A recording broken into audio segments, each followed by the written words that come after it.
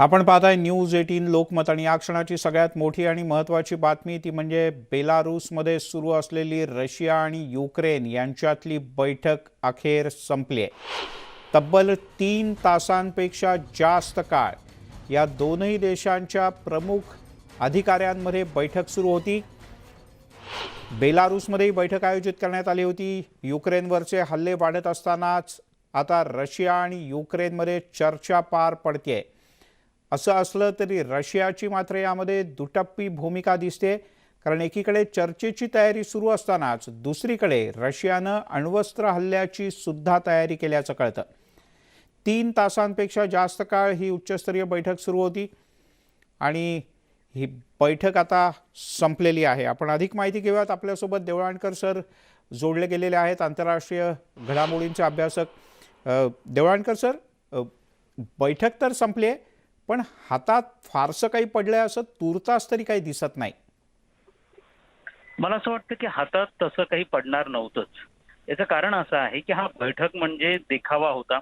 जर बैठक करायची असती तर त्याच्यापूर्वी रशियाने जे हल्ले सातत्याने चालू आहेत, विशेष करून युक्रेनची राजधानी आहे तिथं हल्ले अजूनही चालू आहे। बैठक चालू असतानाही हे हल्ले हे काही थांबलेले नाहीयेत। मुळात रशिया आपल्या मागण्यांवरती ठाम आहे, युक्रेन आपल्या मागण्यांवरती ठाम आहे। रशियाला कोणत्याही परिस्थितीमध्ये युक्रेननी शरणागती पत्करावी, त्याचप्रमाणे युक्रेननी क्रामियाला आपला भाग म्हणून, रशियाचा भाग म्हणून कायदेशीर मान्यता द्यावी। तसंच युक्रेनने रायटिंगमध्ये द्यावं की तो आता नाटोचा सदस्य बनणार नाही। या मागण्या कोणत्याही चर्चेसाठी या अटी असतील असं पुतिन यांनी सांगितलं होतं। याला कोणत्याही परिस्थितीमध्ये झेलेन्स्की यांची मान्यता नव्हती। झेलेन्स्कीने सांगितलं की आम्ही सरेंडर करणार, हे आम्ही कधीच मान्य करणार नाही। अशा प्रसंगी दोघंही चर्चेसाठी आले। हा चर्चेचा यासाठी पण देखावा होता की जगभरातनं आता रशियाची एक पद्धतीने एक चित्र निर्माण केलं जात होतं की रशिया हा असा एक खलनायक आहे की जो जगाला तिसऱ्या महायुद्धाच्या खाईत लोटू शकतो। त्यामुळे हा चर्चेसाठी तयार नाही आहे, वाटाघाटीसाठी तयार नाहीये। तर ह्या चित्राला कुठेतरी तडा देण्यासाठी रशिया चर्चेसाठी तयार झाला। मात्र त्याच्यातनं यासाठी काही निष्पन्न होणार नव्हतं की पुतिन यांना कोणत्याही परिस्थितीमध्ये युक्रेनमध्ये सत्तांतर घडवूनच आणायचं आहे आणि त्यासाठी ते ठाम आहेत। त्यामुळे मला असं वाटतं की ते त्यांचं जे टार्गेट आहे ते पूर्ण करतील। दरम्यानच्या काळात चर्चेच्या एक नाही अजून एकही फेऱ्या झाल्या तरी त्यातनं काही महत्वाचं सबस्टॅन्शियल हाती लागेल किंवा निष्पन्न होईल असं मला वाटत नाही। बर सर, तुम्ही राहाच आपल्यासोबत, कारण एक छोटीशी अपडेट आहे। रशिया आणि युक्रेनमध्ये युद्धाच्या दरम्यान शेजारी राष्ट्र असलेल्या बेलारूसनं एक मोठा निर्णय घेतलाय। बेलारूसनं घटनात्मक सार्वमत घेऊन आपला अण्वस्त्र नसलेला दर्जा रद्द केला आहे। त्यामुळे आता रशियाचा सुद्धा त्या अर्थानं एक मार्ग मोकळा झालाय। रशिया आपली अण्वस्त्र बेलारूसमध्ये आणू शकणार आहे आणि इथून ती डागली जाऊ शकतात। अर्थात या फक्त शक्यता आहेत, त्यामुळे युक्रेनवरचा दबाव दुसरीकडे वाढला। या पार्श्वभूमीवर रशियाकडून न्यूक्लिअर डेटरंट फोर्सला देखील तयार राहण्याच्या सूचना देण्यात आल्या। शैलेंद्र देवळाणकर सर आपल्यासोबत आहेत। देवळाणकर सर, बेलारूस तर पूर्णपणे रशियाला सहकार्य करत आहे। नशीब आपलं की ते आपल्यालाही काही प्रमाणात सहकार्य करतायत पोलंडच्या बरोबर, पण काय नेमकं पुढे होऊ शकतं? खरंच इतकी तयारी आहे रशियाची अण्वस्त्रांचा वापर करण्याची? आपण आता हे प्रामुख्याने लक्षात घेतलं पाहिजे की रशियाला याची पूर्ण कल्पना आहे की नॅटोची क्षेपणास्त्र आणि अण्वस्त्र हे अमेरिकेने युरोपमध्ये ऑलरेडी तैनात करून ठेवलेले आहेत। आणि आता ज्या पद्धतीने नॅटोचे देश किंबहुना जर्मनी आहे, जर्मनीने नुकतंच सांगितलं की आम्ही आमचा संरक्षण खर्च वाढवणार आहोत। तसं अमेरिकेचे इतर जे मित्र देश आहेत, जसं जपान आहे, जपानने एक ऐतिहासिक निर्णय घेतला आहे आणि त्यांनी सांगितलं की अमेरिका आपल्या अण्वस्त्र आता आमच्याकडे ठेवू शकते। अशा स्वरूपाने अनेक मित्र देश अशा प्रकारच्या घोषणा करत असल्यामुळे हे युद्ध आता मानसशास्त्र पातळीवरती चाललं गेलंय, ज्याला आपण सायकोलॉजिकल वॉरफेअर असं म्हणतो। त्यामुळे रशियाकडनं अशा स्वरूपाच्या धमक्या दिल्या। रशियाकडे पूर्ण क्षमता आहे, परंतु रशियाला याची पूर्ण कल्पना आहे की अण्वस्त्र हे ते गेल्या शीतयुद्धाच्या काळात देखील रशिया अण्वस्त्र वापरू शकला नव्हता। आणि युक्रेनपेक्षाही भयानक प्रसंग हे शीतयुद्धाच्या काळात आले होते, जसं क्युबाचं मिसाईल क्रायसिस असेल 1962चा, ज्या वेळेला अणुयुद्ध होणारच होतं, पण ते झालं नाही। कारण दोघांना याची कल्पना आहे की जशा प्रकारचं जर युद्ध झालं तर अमेरिका आणि रशिया हे दोघंही त्याच्यामध्ये संपतील. त्याचप्रमाणे युरोपला प्रचंड मोठी हानी होईल आणि दुसऱ्या महायुद्धात जगाने ह्या सगळ्या गोष्टींचा अनुभव घेतलेला आहे. तर बरोबर. अनुभव आता त्यामुळे अण्वस्त्र आता केवळ धमकीसाठी वापरणं, त्यामुळे रशियाकडनं अशा धमक्या दिल्या जात आहेत, यासाठी दिल्या जात आहेत बर की कोणत्याही परिस्थितीमध्ये नॅटोनी युक्रेनमध्ये प्रत्यक्ष हस्तक्षेप हस्तक्षेप करू करू नये, बरोबर. यासाठी दिल्या जाणाऱ्या धमक्या आहेत असं मला वाटतं. बर देवळाणकर सर, तुर्तास धन्यवाद या सगळ्या माहितीबद्दल आणि विश्लेषणाबद्दल.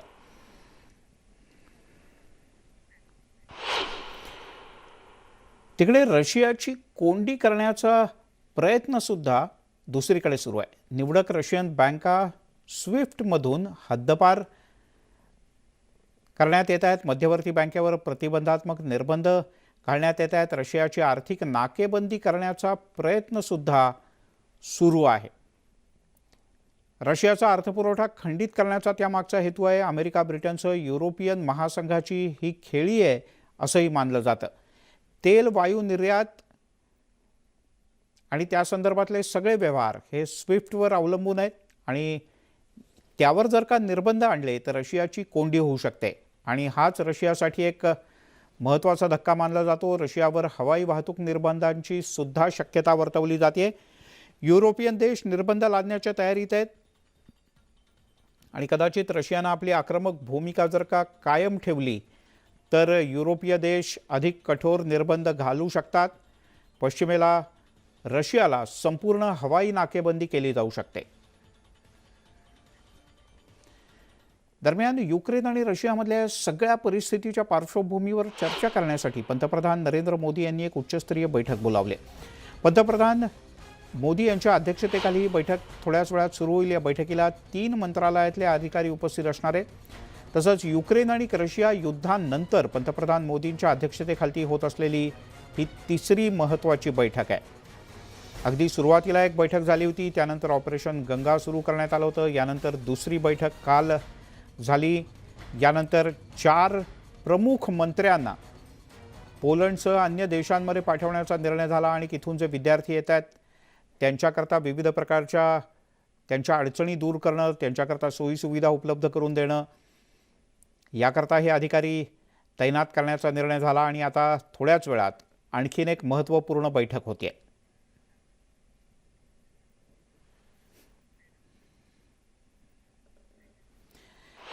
तिकडे युक्रेनमधल्या भारतीय दूतावासानं काही नवी नियमावली जाहीर केली आणि या नियमावलीनुसार इथल्या विद्यार्थ्यांना तातडीनं एक आवाहन करण्यात आलंय. प्रामुख्यानं भारतीयांसाठी ही नियमावली आहे. कीवमध्ये संचारबंदी तात्पुरत्या स्वरूपात उठवण्यात आले. सर्व विद्यार्थ्यांनी आता रेल्वे स्टेशनच्या दिशेनं निघावं आणि पश्चिमी युक्रेनच्या दिशेनं प्रवास करावा असं आवाहन करण्यात आलंय. एवढंच नाही तर युक्रेन रेल्वेनं विशेष ट्रेनची सुद्धा व्यवस्था केली आहे. भारतीय पत्रकारांना सुद्धा भारत सरकारच्या वतीनं सांगण्यात आलं आहे की कीव ताबडतोब सोडा आणि इथून बाहेर पडा. त्यामुळे इथेही विद्यार्थ्यांना आणि इथे असलेल्या भारतीय नागरिकांना बाहेर पडण्यासाठी संचारबंदी तात्पुरत्या स्वरूपात उठवण्यात आली. इथून एका विशेष रेल्वेची ही व्यवस्था करण्यात आली.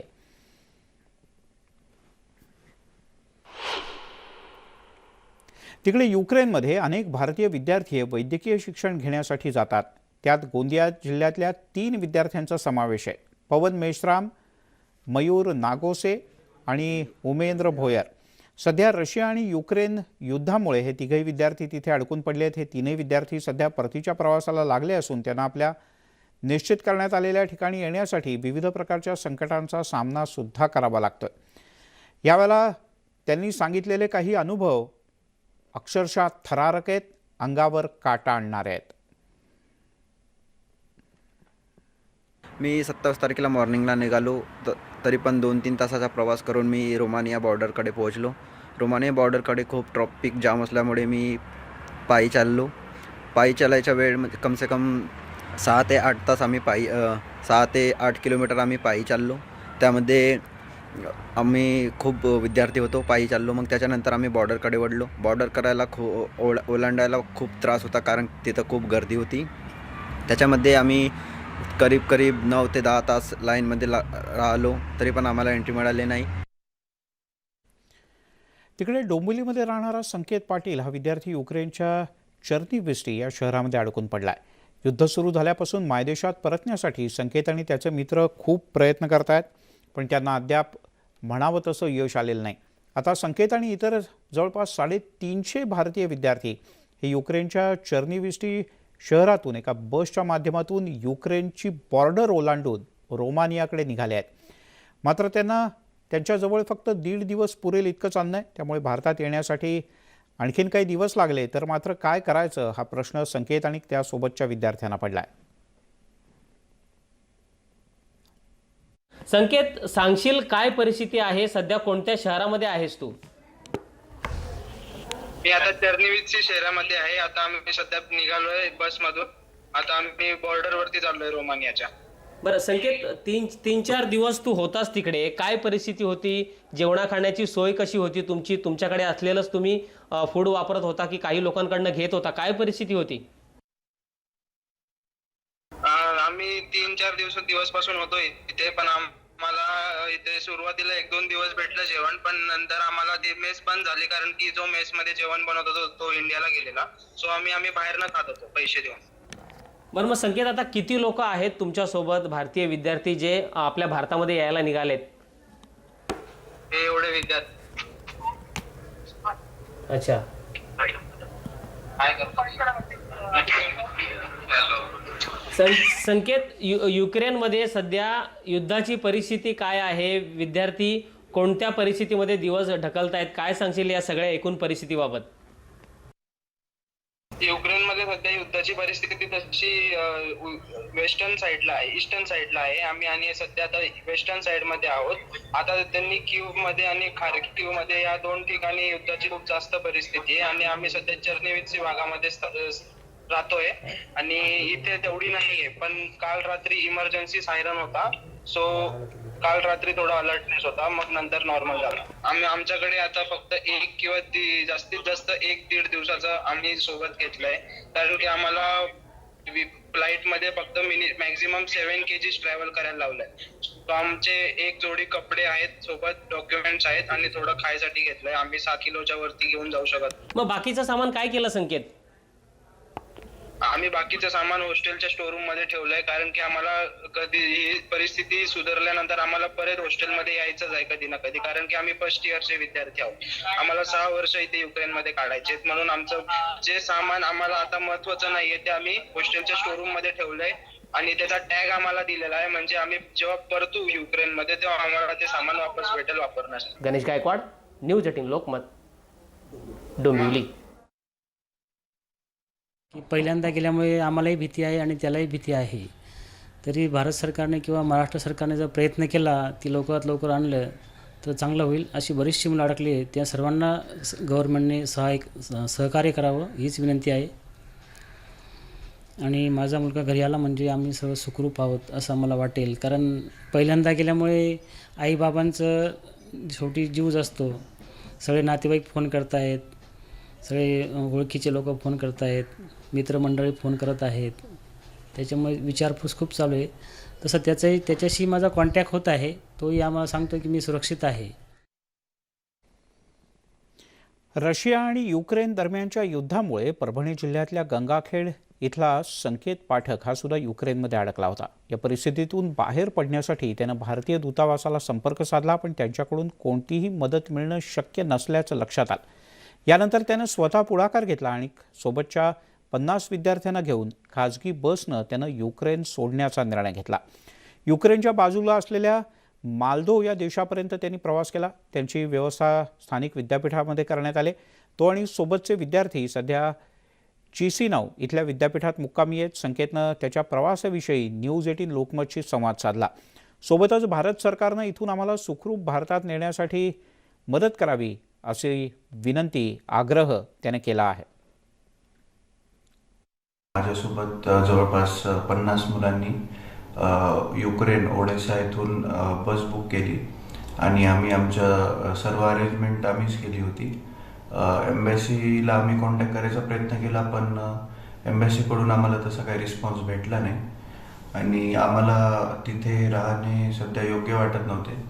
त्यामुळे आम्ही स्वतःहून बस बुक करून काल मालदोवा येथून बॉर्डर क्रॉस केली आणि मालदोवा येथे आम्हाला सर्व प्रकारची मदत मिळाली. काही भारतीय लोक जे मालदोवामध्ये राहतात त्यांनी पण आम्हाला खूप मदत केली. इकडे रशिया युक्रेन युद्धामध्ये महाराष्ट्रातल्या अनेक जिल्ह्यातले विद्यार्थी अडकलेत. यात महाड तालुक्यातले 3 विद्यार्थी आहेत.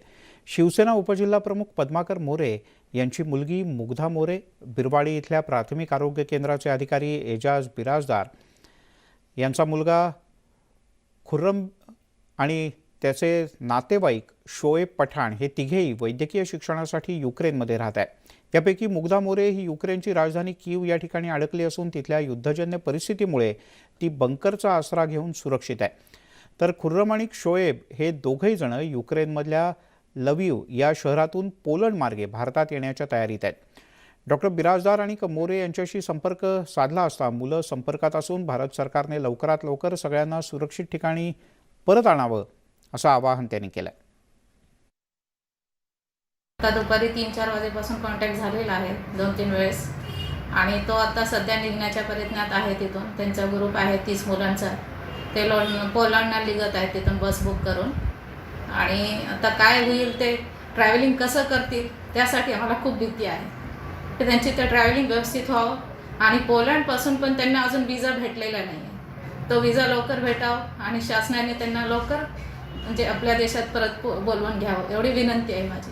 शासनाला पण विनंती आहे आणि सगळ्या ज्यांचे मुलं आहेत त्या पालकांना पण विनंती करते की आपल्या मुलांना धैर्य द्या. भारत सरकार सध्या युद्धपातळीवर काम करत आहे आणि सगळ्या भारतीयांना सुखरूपपणे आणण्यासाठी सरकारचे प्रयत्न सुरू आहेत. यासोबत या बुलेटिनमध्ये इथे थांबूया. ताज्या बातम्यांचा ओघ न्यूज 18 लोकमतवर सुरूच राहील.